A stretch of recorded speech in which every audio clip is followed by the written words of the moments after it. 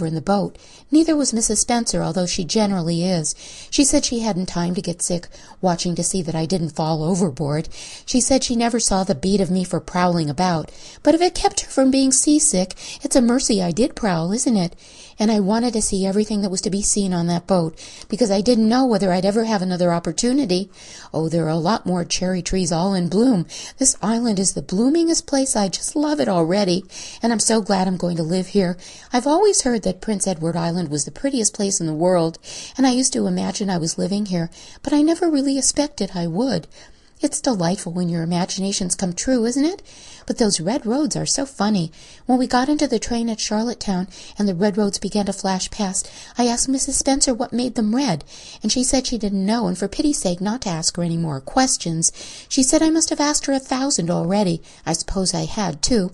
But how are you going to find out about things if you don't ask questions? And what does make the roads red? "Well, now, I don't know," said Matthew. "Well, that's one of the things to find out sometime. Isn't it splendid to think of all the things there are to find out about? It just makes me feel glad to be alive. It's such an interesting world. Wouldn't be half so interesting if we know all about everything, would it? There'd be no scope for imagination then, would there? But am I talking too much? People are always telling me I do. Would you rather I didn't talk? If you say so, I'll stop. I can stop when I make my mind to it, although it's difficult." Matthew, much to his own surprise, was enjoying himself. Like most quiet folks, he liked talkative people when they were willing to do the talking themselves, and did not expect him to keep up his end of it. But he'd never expected to enjoy the society of a little girl. Women were bad enough in all conscience, but little girls were worse. He detested the way they had of sidling past him timidly, with sidewise glances, as if they expected him to gobble them up at a mouthful if they ventured to say a word. That was the Avonlea type of well-bred little girl, but this freckled witch was very different, and although he found it rather difficult for his slower intelligence to keep up with her brisk mental processes, he thought that he kind of liked her chatter.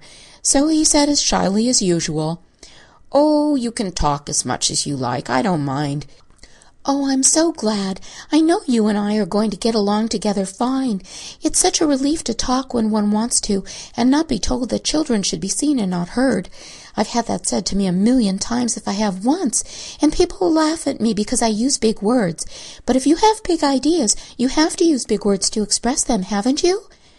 "Well, now, that seems reasonable," said Matthew. "Mrs. Spencer said my tongue must be hung in the middle, but it isn't. It's firmly fastened at one end. Mrs. Spencer said your place was named Green Gables. I asked her all about it, and she said there were trees all around it. I was gladder than ever. I just love trees.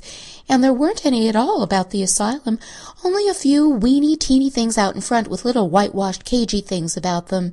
They just looked like orphans themselves, those trees did. It used to make me want to cry to look at them.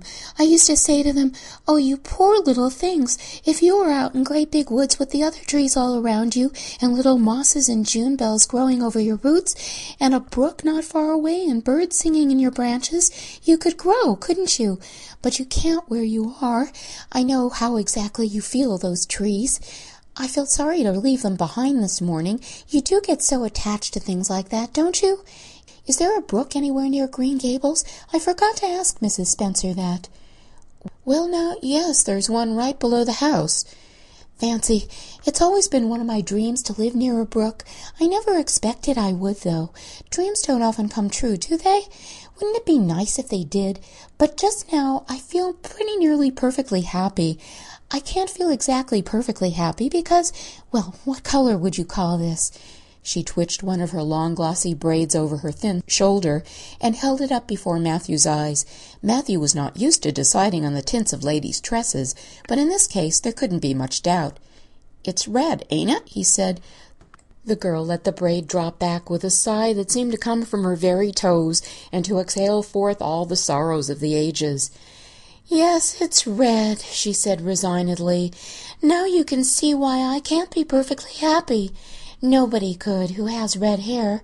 I don't mind the other things so much, the freckles and the green eyes and my skinniness. I can imagine them away. I can imagine that I have a beautiful rose-leaf complexion and lovely starry violet eyes, but I cannot imagine that red hair away. I do my best. I think to myself, Now my hair is a glorious black, black as the raven's wing, but all the time I know it's just plain red, and it breaks my heart. It will be my lifelong sorrow. I read of a girl once in a novel who had a lifelong sorrow, but it wasn't red hair. Her hair was pure gold, rippling back from her alabaster brow. What is an alabaster brow? I never could find out. Can you tell me?"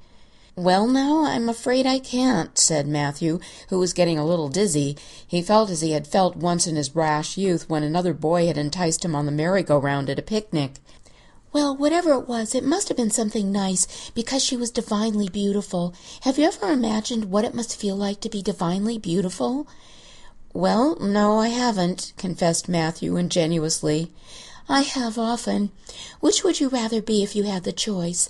Divinely beautiful, or dazzlingly clever, or angelically good?" "Well, now, I don't know exactly." "Neither do I. I can never decide. But it doesn't make much real difference, for it isn't likely I'll ever be either. It's certain I'll never be angelically good. Mrs. Spencer says, 'Oh, Mr. Cuthbert! Oh, Mr. Cuthbert! Mr. Cuthbert!'" That was not what Mrs. Spencer had said. Neither had the child tumbled out of the buggy, nor had Matthew done anything astonishing. They had simply rounded a curve in the road and found themselves in the avenue. The avenue, so called by the Newbridge people, was a stretch of road 400 or 500 yards long, completely arched over with huge, wide-spreading apple trees, planted years ago by an eccentric old farmer. Overhead was one long canopy of snowy, fragrant bloom. Below the boughs the air was full of a purple twilight, and far ahead a glimpse of painted sunset sky shone like a great rose window at the end of a cathedral aisle.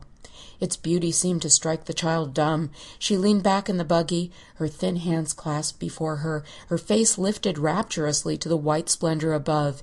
Even when they had passed out and were driving down the long slope to Newbridge, she never moved or spoke. Still with rapt face, she gazed afar into the sunset west, with eyes that saw visions trooping splendidly across that glowing background. Through Newbridge, a bustling little village where dogs barked at them and small boys hooted and curious faces peered from the windows, they drove, still in silence. When 3 more miles had dropped away behind them, the child had not spoken. She could keep silence, it was evident, as energetically as she could talk. "I guess you're feeling pretty tired and hungry," Matthew ventured to say at last, accounting for her long visitation of dumbness with the only reason he could think of. "But we haven't very far to go now, only another mile." She came out of her reverie with a deep sigh, and looked at him with the dreamy gaze of a soul that had been wandering afar, star-led. "Oh, Mr. Cuthbert," she whispered, "that place we came through, that white place, what was it?" "Well, now you must mean the avenue," said Matthew after a moment's profound reflection. "It is kind of a pretty place." "Pretty? Oh, pretty doesn't seem the right word to use, nor beautiful either. They don't go far enough. Oh, it was wonderful, wonderful. It's the first thing I ever saw that couldn't be improved upon by imagination. It just satisfies me here." She put one hand on her breast. "It made a queer, funny ache, and yet it was a pleasant ache. Did you ever have an ache like that, Mr. Cuthbert?" "Well, now, I just can't recollect that I ever had." "I have it lots of time, whenever I see anything royally beautiful. But they shouldn't call that lovely place the Avenue. There's no meaning in a name like that. They should call it, let me see, the White Way of Delight. Isn't that a nice imaginative name? When I don't like the name of a place or a person, I always imagine a new one, and always think of them so. There was a girl at the asylum whose name was Hepzibah Jenkins, but I always imagined her as Rosalia de Vere. Other people may call that place the Avenue, but I shall always call it the White Way of Delight. Have we really only another mile to go before we get home? I'm glad and I'm sorry. I'm sorry because this drive has been so pleasant, and I'm always sorry when pleasant things end. Something still pleasanter may come after, but you can never be sure. It's so often the case that it isn't pleasanter. That's been my experience anyhow. But I'm glad to think of getting home. You see, I've never had a real home since I can remember.